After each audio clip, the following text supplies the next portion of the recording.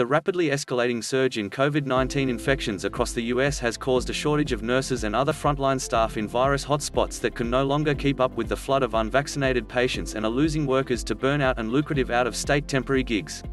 Florida, Louisiana, Arkansas and Oregon all have more people hospitalized with COVID-19 than at any other point in the pandemic, and nursing staffs are badly strained. In Florida, virus cases have filled so many hospital beds that ambulance services and fire departments are straining to respond to emergencies.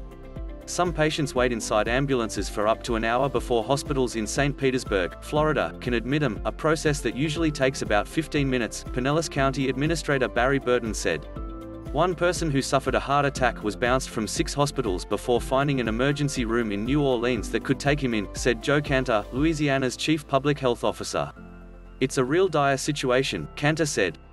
There's just not enough qualified staff in the state right now to care for all these patients. Michelle Thomas, a registered nurse and a manager of the emergency department at a Tucson, Arizona, hospital, resigned 3 weeks ago after hitting a wall. There was never a time that we could just kind of take a breath, Thomas said Tuesday. I hit that point. I can't do this anymore. I'm so just tapped out. She helped other nurses cope with being alone in rooms with dying patients and holding mobile phones so family members could say their final goodbyes. It's like incredibly taxing and traumatizing, said Thomas, who is unsure if she will ever return to nursing.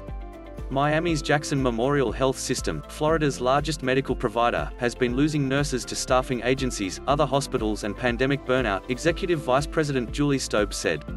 The hospital's CEO says nurses are being lured away to jobs in other states at double and triple the salary. Staub said system hospitals have started paying retention bonuses to nurses who agree to stay for a set period.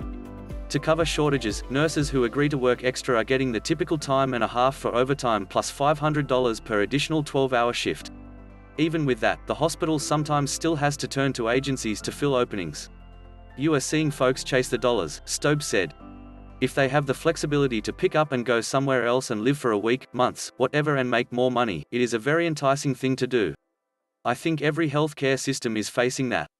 Nearly 70% of Florida hospitals are expecting critical staffing shortages in the next week, according to the Florida Hospital Association.